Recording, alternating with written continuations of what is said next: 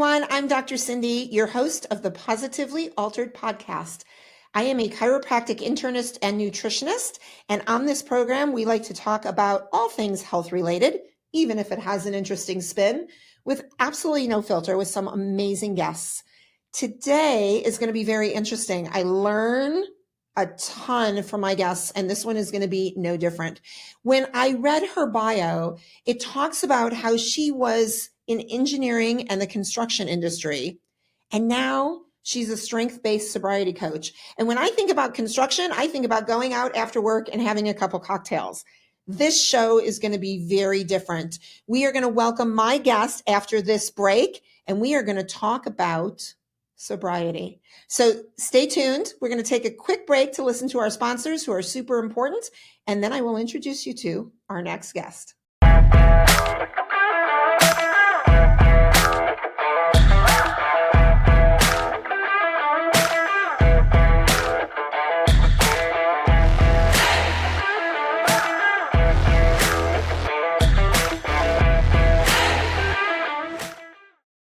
Hello, my name is Heather Lord, and I am the COO of Professional Health Products.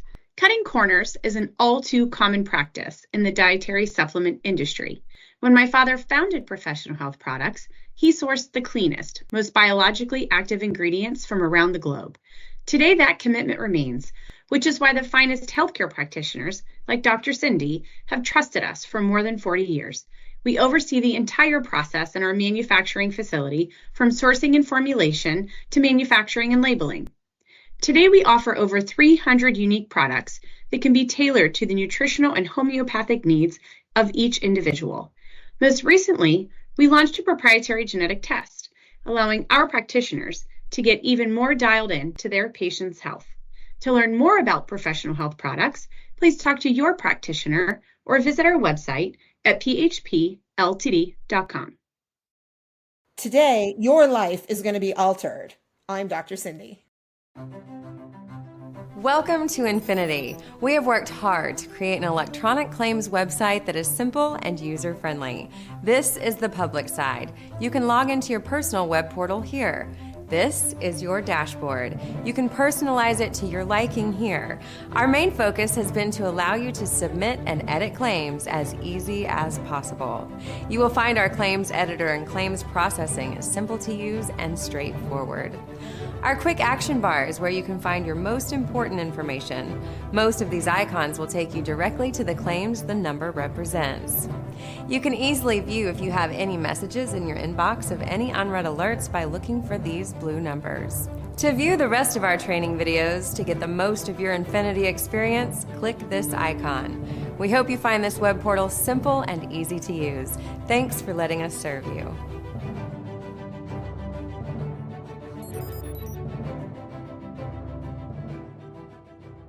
I'm Dr. Cindy. Who wouldn't want to join me for the Positively Altered podcast? Welcome back to the Positively Altered podcast. Really interesting today. We're going to tie together drinking and maybe even a little bit of construction here. We're going to see where the connection is with my guest. Welcome to the podcast, Sally Magee. So great to have you here today, Sally. Oh, it's so great to be here. Thanks so much for having me. Oh my gosh, it's my pleasure, truly. You do something really interesting to me because it's quite frankly not something I know much about, and I'm really excited to learn from you today. You do something called strength-based sobriety coaching, correct? Yes, that is exactly what I do. You nailed it. What is that? I mean, I have an imagination as to what that could be, but really, what is that? So I am a sobriety coach. And so at the heart of you know what coaching is. Sobriety coaching is really helping people transform their relationship with alcohol. From a strengths-based perspective, that's where I apply. I'm a certified sobriety coach, but I'm also a Gallup certified strengths coach. So I really combined a strengths-based approach to the sobriety journey. And what I mean by that is, are you familiar with Clifton Strengths, or maybe I should kind of cover that real quickly? Yeah, I'd love for you to cover it for our listeners. Sure. So Clifton Strengths is an assessment that you can take that identifies your natural talents. It's what you innately are born with, the talents that you were given, and the assessment helps to identify what those talents are in ranked order from 1 to 34. So what I have learned through being a Gallup certified strengths coach is applying that to the sobriety journey. When people know their strengths, it makes the journey a little bit easier because you can lean on your natural talents. So I've put together an approach that basically combines my certifications in as a strengths coach and as a sobriety coach to have a strengths-based approach to help people lean on their strengths and talents and make their sobriety journey just a little bit easier because it is a hard journey to go through. It is hard. And I'm curious how you got there because your background is really in engineering, right? And construction. How do Mm-hmm. you go from that? I make the joke, most construction workers are probably in the bar after they're done working, right? It's true. And that's the connection we think of. But I think yours is probably a little bit more profound. So how do you go from that industry to what you're currently doing? Yeah, that's a great question. So I really pivoted. My background is in engineering and project management, and I pivoted my career about 15 years ago into talent development and leadership and coaching. So career-wise, I had already done the pivot to be, in the coaching space. And then 3 years ago, I got sober. So I went through my own kind of coaching process to quit drinking. And that's when I really realized, oh, I can combine my coaching background with everything I learned in my sobriety journey and make that an offering to my clients. It's an amazing accomplishment, right? And when you walk through it personally, I think it means so Mm-hmm. much more because you've walked the walk. And a lot of us love to coach people without having that personal experience. And I think it means a whole lot more, right? Yeah, exactly. What in your life caused you, if you don't mind me asking, to make that switch to decide to become sober? Decide to become sober. Well, I think it is an important distinction that you said that I decided. So I did decide to become sober. I didn't have a big rock bottom moment that might be, all dramatic that you might think of. I didn't have that type of experience. I was what was considered a gray area drinker. And I'd love to just kind of define that for your listeners also, if that's okay. Please. Gray area drinking is really in that space between rock bottom and every now and then. So that's a wide spectrum. There is such thing as alcohol use disorder. And so I definitely was on that spectrum of using alcohol to cope with stress, to deal with the everyday challenges of being a business owner, and just realized it was taking more than it was giving. And through a coaching approach, and I did numerous programs and worked with a one-on-one coach, I really discovered, this is not who I want to be, is the Sally the drinker. I really wanted to kind of leave that phase of my life and look for something better. So it's kind of a quick nutshell. And that was about 3 years ago. Okay. So for those of, us out there that, yes, we come home after a hard day of work and open the bottle of wine or a couple of beers, which for some people, a couple is a case, right? Sure. How do we really look at ourselves and define when we're using alcohol in the wrong way or in an inappropriate way versus is it really okay to just come home and open a bottle of wine with dinner and it not affect us negatively? I think it depends on the impact. Is it truly not affecting you negatively, or are you using it as a coping mechanism? And if you're using it for the wrong reasons, then that's something to take a look at. The other thing to take a look at is the World Health Organization declared in 2023 that there is no level of safe consumption of alcohol. It is a poison. It does cause cancer. It is known to cause 7 different cancers. One thing your listeners might be interested in also is a woman's chance of developing breast cancer is increased by 15% with just 3 drinks a week. 3 drinks a week. Wow. So, what my stance is, if you're going to drink it, drink knowledgeably. Don't drink well, yes, drink responsibly, but also, the tagline, but is drink knowledgeably. If you're going to drink it, just know that it is a poison and it does affect your body and your brain, and be smart about what you choose to drink. It's so interesting. My walk, that was a double double my there, right? I think I went through it longer. So I said my twice. My walk through Hodgkin's lymphoma, one of the ways I actually discovered that cancer was part of my life was every time I would have a drink, and I've never been a big drinker, because I get drunk off 2 sips. So it's hard to become a big drinker when you get intoxicated quickly. But I would have, let's say a glass of wine or something at dinner, and I would get this radiating pain from the back of my head down into my shoulder. It would last about 20 minutes. It would go away. And what I didn't realize even as a physician is that that's a sign of Hodgkin's lymphoma when you drink alcohol. So, Oh, wow. You talk about these stats with cancer, and yet I don't think we think about that when we, grab a glass of wine or we're sitting at a base, I always think of when my kids played baseball and all the parents would be drunk by 10 o'clock in the morning, tailgating, and, all of these social fun, and I put that in quotations, right? Fun events that we use alcohol, and how detrimental it really becomes that we just don't pay attention to until it's, I don't ever want to say too late, because it's never too late, right? We can always make a decision to do something different, but sometimes we get a result from those decisions that maybe we could have prevented. And it's Exactly. almost a little scary how we don't equate that, right?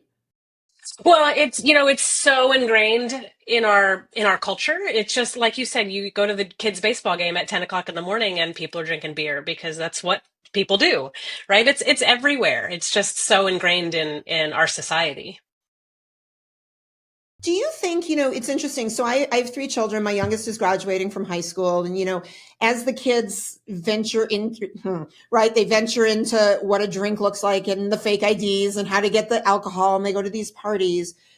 Do you think a lot of this really starts with that young brain that doesn't understand the true, potential issues of making those choices? And then once, we're 26, 27 and the brain is developed, we're sort of already on a bad path? I mean, how do we go back to our children and help them make better decisions that maybe we don't get stuck as adults?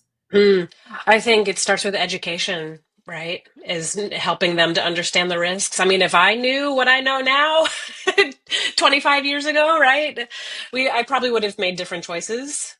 It's interesting. I've spoken with therapists about this before. And, it's funny, we try to teach our kids what we know, but yet they don't have the wiring of the brain yet to think the way we do as adults, right? So we just keep repeating this generation after generation. And I know, listen, I did the same thing, when I was underage and partying in college and nothing could hurt me. And, then it hurts you. And you just don't see that until the brain is really fully developed. So, I don't know how to keep the kids from doing it. They're going to do it, right? Most of them anyway, not all. Most of them. Yeah. Although studies are showing that kids of that age and generation are drinking much less than their parents did at that age. So well, that's good news, there is a trend. Yeah, there's Right. definitely a trend for younger people to be drinking less. Alcohol is not their drug of choice. It's pot.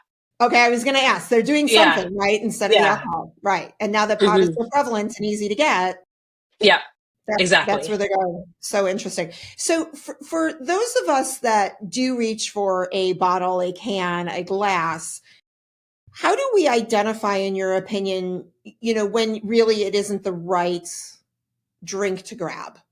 What are some red flags we should be paying attention to in our lives to focus on that? Well, if you want to talk a little bit more about the signs of gray area drinking, maybe Yes, I'd that's love an to. important thing to dive into. Is there's 5 key ways to, and I mentioned one of them is that you're drinking in between the rock bottom and the every now and then. And every now and then is defined as like a couple drinks a year. So, that's a wide spectrum. So that's 1. 2 is you secretly worry or regret your drinking. Okay. 3 is you can stop drinking and might have been able to in the past, for weeks or months at a time, but it keeps sneaking back in. Mm-hmm. 4 is your drinking often doesn't look problematic to others in your circles. So, that's something to be aware of, that it doesn't necessarily look like that rock bottom, right? And then the 5th way is you try to ignore that kind of nagging voice inside your head that says, oh, just live a little. It's your reward for the tough day. But also the voice that says, it is enough. So you try to ignore that little voice. So that's kind of five ways that you can identify. You might be a gray area drinker if these things are creeping in. Yeah, that number 5 really, I think, resonates. I see that a lot, right? Because it is that the day was hard. I need to take the edge off. And we get ourselves, I think, in trouble there, right? Because we justify the alcohol for a Hmm. reason versus I would love somebody just to say, I love the taste of wine, or, the way a beer tastes once in a while, I enjoy it. And it has nothing to do with a hard day or an easy day, right? It's just, Right. it's a cocktail versus Right. versus a need versus a need. And that's a difference. And if it starts to become the need, then that's something that people should take a look at. And there's so many, when you talk about like having a drink after work, there's so many non-alcoholic options out there these days. It's not like, generations ago when it was O'Doul's and there was only one option. Like there are so many actually really good options that it's pretty easy to go alcohol free with just so many options out there these days. I love that you brought that up, and I wanted to ask about your thoughts on that, because I know, and I've never been a big drinker again because it doesn't take much, and can't get into a moving vehicle after 2 sips of a French martini, Sally. So I definitely Right. it's not a big part of my life, but I've actually tried some of those adaptogenic drinks or mushroom drinks, and I run pretty high anyway, so I'm not so sure I need the lift that they promise. But is that a really good alternative then for the person who does say, I need the reward, I need the de-stressor at the end of the day? Is that a great substitute? I would say, those ones that you're talking about with maybe some other chemically brain altering type of impact, I wouldn't recommend those. Okay. My kind of stance is like, for me personally, I don't want my brain to be altered. So Okay. I'll do it like an NA beer, a non-alcoholic beer, a non-alcohol, or an alcohol-free wine. They have alcohol removed wines these days that are actually decent, that are, not the same as a full-bodied red that you might expect, but they're still pretty decent. Um, and I think there's nothing wrong with having a non-alcoholic option at the end of the day to take the stress off. It's it's the ritual, it's the tradition that I think it's habit that so many people are, it was the end of the day and I'd have a glass of wine. And that was kind of the signal to the end of the workday, right? So there's nothing wrong with doing that from an alcohol free version. Now, when you do your coaching, one of the other things I think about, I'd love your take on, is sort of the social pressure, right? So it's not even I want the glass on wine, but I'm in a business environment, or I'm out with my girlfriends and I don't want anybody to notice, because I do Hmm. get the glass of water with the lemon or the lime in it anyway. And sometimes that can look like a cocktail. But how do you get people through in your coaching that social aspect of feeling pressured to order the drink? Yeah, I help clients really understand, the impact of drinking. If they don't want to drink at that type of event, they have to have that mindset going in. So one is make a commitment beforehand. I'm not going to drink with my friends tonight, right? And play the movie forward all the way to tomorrow morning and think about how do you want to feel, do you want to feel confident and energized tomorrow morning? And so you play that movie forward and then have a plan, make a strategy. Sometimes there's always mocktails on the menu. So Mhm. order a mocktail that looks like a festive, alcoholic drink. That's one thing. You can get there early, talk to the bartender, say, hey, I want, give me something really fun and refreshing that looks like an alcoholic drink. But, so that's an option. If it's like at somebody's house and you're going to, a party or an event, bring your own type of non-alcoholic drink. So there's strategies, but I think probably the biggest one is make a plan up front and then think about, what emotion do you want to feel tomorrow morning when you get out of bed? Like, how do you want to feel? Do you want to feel refreshed and energized? Or do you Right. want to feel regretful that you gave in to the social pressure? And yet so many people, think about that morning after and still keep doing it. It's amazing, right? We repeat that behavior when we've had the bad experience. It's like not that I'm equating sobriety to childbirth, but you forget how painful childbirth was, and then you have 2 or 3 or 4 kids, right? So, the morning after doesn't seem to, unless you've had that. Although, it's fun. Okay, so here's what I'm thinking. Like it's usually in college, right? The person who's like, oh, I didn't have a good experience with rum, so I'll never drink rum again. But yet then they move on to tequila or gin. It's just Right. not the rum, right? So I think we forget the bad experience sometimes and still repeat, the activity. And it doesn't, why do we self-sabotage like that? Well, that's what I help clients with understanding is it is self-sabotage, right? And so do you want to get off that merry-go-round? It's a choice. It is a choice. What do you think are typically people's biggest obstacles when you work with them that do get in the way, from that ultimate success? Well, you mentioned one of them, the social pressures. So either peer pressure or just that whole mentality of, oh, I'm going out to a party or to a nice dinner and I've got to have my nice glass of wine. So that's definitely one of them. Um, Probably the second one is the habit or the ritual of like the daily drinking. So, the end of the workday and it's a drink after work that people are so used to having, and helping clients really understand what's the why behind grabbing the drink. Is it to de-stress? Is it just because it's habit? Or really diving into some of those kind of limiting beliefs of, oh, I need a drink to take the edge off, or I need a drink to signal the end of my workday, or I need a drink to go to sleep, or fill in the blank. But those are the limiting beliefs of, I need a drink to whatever that might be, and helping them kind of untangle those limiting beliefs, because alcohol disrupts your sleep. It doesn't help you sleep. Right, right. No, Right. that's true. That's true. And I think there really is a big disconnect between that word I need and I want, right? Like if somebody says to me, I want it, well, it's a conscious choice. It might not be a great one, but it's a conscious choice versus feeling that they're fulfilling something that they don't have control over otherwise. Exactly. But Right. when it's a choice and it's I want versus I need, then that's a difference. That's a distinction. Yeah, it's actually a really important question I teach other doctors to ask when we take histories with our patients of, I drink a cup of coffee, do you want or need it? I consume sugar, do you want or need it? I want a beer, do you want or need it? Because it does differentiate just the choice as an adult, hopefully as an adult, of picking that thing that might not be healthy versus we are trying to fulfill a need inappropriately. So Right. that's very dangerous, right? Hmm. What is your take on the concept that, some people say, well, I have addictive personality and genetically my father and my mother was an alcoholic. So I'm, of course, an alcoholic. So I can't help it. What is your perception when you work with clients who sort of feel that there is no other choice based on, a medical condition or a family genetic predisposition to alcoholism? So what I understand about the genetics is that there is a slight predisposition. I think you used the word exactly right there. Um, I think it's important to say, even though you might be genetically predispositioned, you still have a choice, right? You have a choice of what you want to put in your body every day. And do you want to break that chain?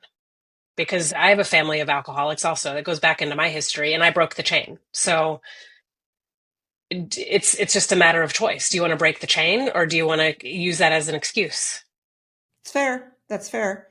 Any quick little tips, tricks you have for somebody who's in that situation? Like, is there any, I know there's no magic pill, right? Like it's a process and it's a huge lifestyle shift, mind shift, but are there any quick tricks that you utilize? Quick, I would say one that I mentioned a little bit earlier is play the movie forward.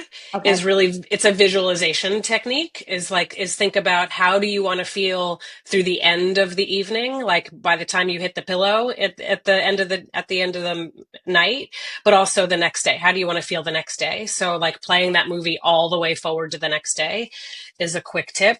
A not so quick tip would be look into coaching, because coaching can really, in many areas of life, coaching can really help you go farther faster.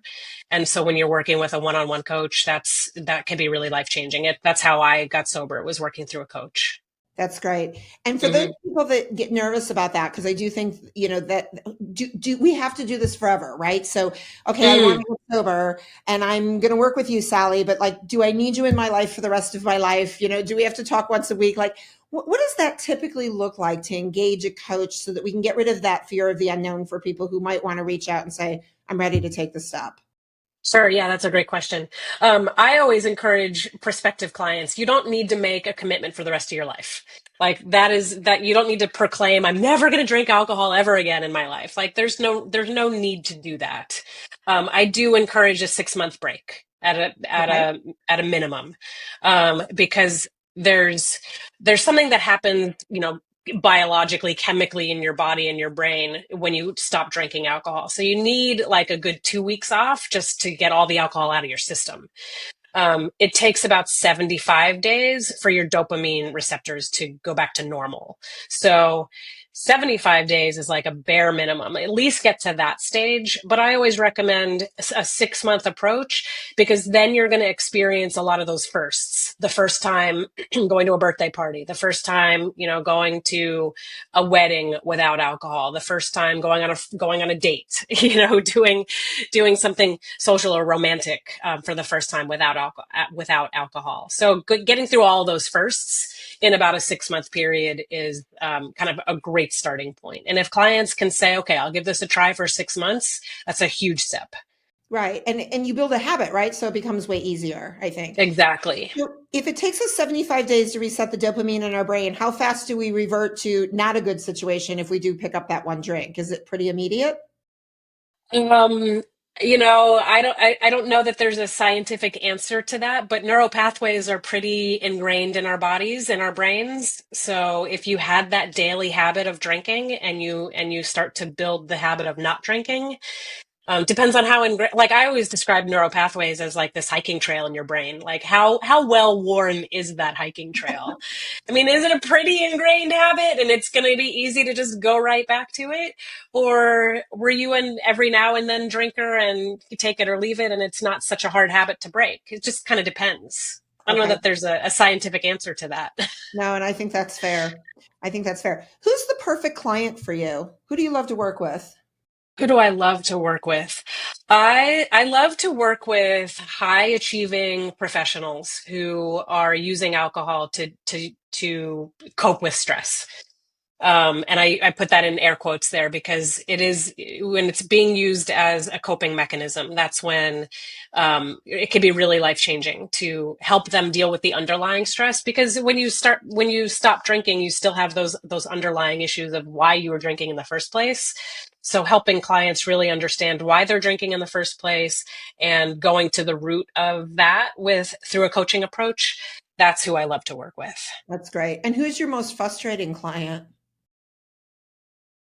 My most frustrating client, that's a great question. Those who don't give it enough time. Okay. Who can get through a couple of days and then they start to drink again and then get through another couple of days.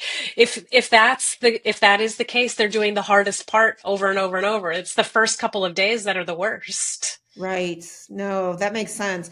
What percentage, out of all the people you work with, what percentage would you say of the people that make the conscious decision, right, to do this are successful versus the ones that, fall off and never call you back, right? Because they don't want to take ownership. All of them are successful. Yeah. Okay. Yeah, Okay. I could say all of them have exited my program and are sober. I'm actually talking with 2 people today who have exited, and we're just doing a quick catch up that are 1 year and 8 months sober right now. So, oh my gosh, that's so exciting! I love that. Yeah. Real quickly too, I would love for you to just talk a little bit to everybody about the difference between, what you do as a coach versus, entering what we all see in the movies, right? Just the 12-step program and you show up to a meeting. What's the difference and are they both important? I think it depends on your philosophy. 12-step programs have their place. I am not based in a 12-step type of approach. I don't believe, my personal philosophy is I don't believe you need to submit to a higher power or say that alcohol is, I'm an alcoholic. I don't prefer to put labels on people. And I don't think there's a reason to, and that just leads to judgment. And we beat ourselves up as drinkers enough. We don't need more labels and judgment. So my approach is a judgment-free zone, no labels required. And in fact, if you start to label, then I'll call you on it. Don't call yourself an addict or an alcoholic because there's no need for that. You know what? I love that. And I talk a lot about owning something. And I think to your point, that's just it is alcohol doesn't have to define us, right? We don't have to become an alcoholic. If we're using it in the wrong way, we get re-educated and we make better decisions. But I love that. And I think it's really important for people because with that judgment, I think there's more failure too. Yeah, exactly. In the process to get better versus just, I want to do something different with my life that allows me, to your point, to wake up the next morning and feel fantastic. So exactly. I think the coaching, thank you so much for sharing this because it's something really actually new for me to look at and evaluate and refer people to and get educated on. So this has really been a gift for me, Sally, to learn, more about sobriety coaching. I love Excellent. it. I love it. We're going to take a quick break because we want to listen to our sponsors. They're really important to us here at the Positively Altered podcast. But when we come back, Sally, I'd love to just throw some questions at you for fun if you're up to having a good time with us for a few more minutes. Let's do it. All right. Everybody stay tuned. We will be right back with Sally Magee. This is your weekly dose of Dr. Cindy, the Positively Altered podcast.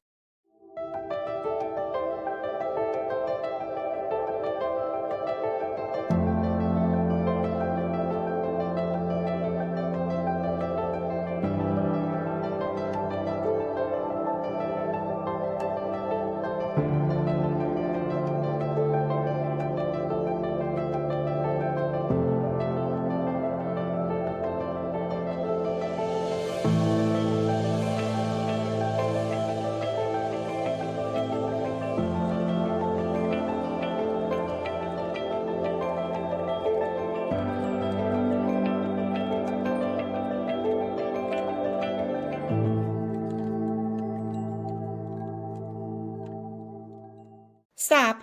Hit that follow button now and spread the love with Positively Altered. All right, Sally, we are back on the Positively Altered podcast. I am not going to ask you what your favorite drink is because it's probably not alcohol, right? That's a fair answer. Or No, maybe, but I have a favorite. I could share my favorite non-alcoholic drink all right, you know what? if I'm you'd going to ask like. you your question then. What is, Okay. at the end of the day, your favorite drink? I love a good athletic non-alcoholic IPA by Athletic Brewing Company. Oh, that's the name of the company. Yeah. Yep. All right. So shout out, and if you guys are listening from that company, we could use another sponsor. So, let's see what we can do here, Perfect. Sally, to generate some business from that IPA, right? If anybody's out there. All right, good. So a good solid IPA. A non-alcoholic IPA. Non-alcoholic IPA. Yeah, absolutely. Yes. All right, good. I know. I have occasionally ordered a cider, and I actually like the taste of a cider.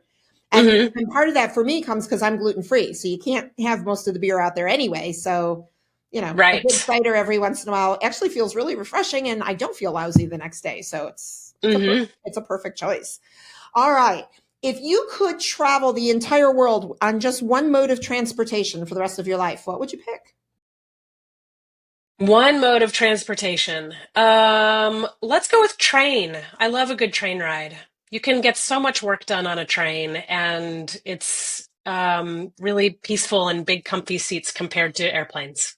Have you ever done one of those like train tours around areas where you get to see a whole lot of country? I have not. No, No, but I've taken the Amtrak up and down the East Coast. So okay. I have done that. From Okay. DC to New York, I've done that a bunch of times. Awesome. Well, if you ever want to do a tour, call me and I'll pick up some non-alcoholic IPA and we'll do that together. Perfect. That would be, I would be in on that, I think, and get a little work done and a little sightseeing at the same time. It would be really fun. Let's do it. All right. If you could domesticate any animal on the planet and have it as your pet in your house, what would you pick? Domesticate any animal. Let's go with, how about a wolf? A wolf? They're similar to a dog, but they're cooler. Yeah, let's do that. Why Let's do not? a wolf. Do you have the name picked out? What would you name your wolf? I don't have a name picked out. All right. See, I didn't prep you with these questions. So some No, of it you did not. a little bit more thought, doesn't it? Sure. Okay. What should be a breakfast food that is not considered a breakfast food? Oh, that's a good one. What should be considered a breakfast food that's not? How about a bowl of pasta? Okay. I don't know. That's a tough one. Why not? I never understood why there was breakfast food anyway. Like, why can't you eat anything you want to eat at any time of the day? Like a bowl of pasta. If you want a Yeah. bowl of pasta, just have it for breakfast. I would encourage everybody listening tomorrow to have a bowl of pasta. Why not? And see if it works for you, right? It's probably better Sure. than most of the cereal out there, I would think. All right. That remains to be debated on another podcast, I assume. All right. Lastly, Sally, my favorite question. What was your favorite thing about doing the podcast today? Oh, this was just so much fun. I loved getting to meet you, and I don't have a favorite part necessarily, but just the whole thing was great. Thank you so Oh, much. oh, you are very welcome. And I'm so appreciative. Sally, how do our listeners follow you, find you, work with you? Share with everybody how we, can Yeah. stalk you from today forward. Yeah, you can find everything at my website is mageecoaching.com. It's my last name is Magee coaching.com. So everything you can find there. One thing I wanted to share is I have this really cool activity guide. It's a free activity guide that we talked a little bit about the strengths-based approach, where you can identify what your talents are without taking the assessment. So it gives you the clues to talent. And then for each domain of talent, whether you're executing, relationship building, influencing, or strategic thinking, whatever your natural talents lie in, you can take the tips in the activity guide for using those for your sobriety journey, whether it's you want to go 10 days free or 10 months alcohol free, whatever your kind of your goals are. So I have a pretty cool activity guide. I also run a 31-day alcohol free course. So I do them only certain times a year. So the next one coming up is for dry July, sober October, dry January. So I do three for, 3 a year. And that's, has group coaching and, daily video lessons. And then I mentioned my 6-month coaching program. So you can find all of that, book a free discovery call, read more about what's included. All that's on the website. Oh my gosh, this is fabulous. It sounds like you sort of hit it for all different types, right? So for those of us that don't want to do it alone, there's group. For those of us Yep. that do want alone, we've got a couple options that way. And I think that this is fabulous. You know what? I know, Sally, just getting this out is going to help a tremendous amount of people. And for everybody listening, if it's not for you, it's probably for somebody you know, right? So please make sure you share Sally's information, pass it along, no judgment. Let's just get people using alcohol responsibly if they're going to use it, and away from it if they're not. I think it's a really important journey that unfortunately a lot of us walk down in the wrong way. And I'd love to get people on the right path. And I think, Sally, you'd be a great person to work with in order to do that. So thank you so much for being here. For those of you that want to learn more about my community and what's going on, please check us out at drscindyspeaks.com or shoot us an email and let us know what you think of the podcast at hello@drscindyspeaks. If you want to do a little reading or audiobook listening, check out Positively Altered, Finding Happiness at the Bottom of a Chemo Bag. Sally, you know what my favorite thing is today? Besides the fact that I think you're fabulous, I learned something new, and I love to grow and learn. And I now know that I have an amazing resource, not only for friends or colleagues, but for patients who really can use your help. And I'm going to make sure I pass along your name and your website and your information, because people need a really good resource and you're out there doing some great work. So thank you so much for your time today and educating our listeners. It's been an absolute gift for me. I hope everybody out there, yourself, Sally, because I know I also am, we have all become today, as a result of this, positively altered.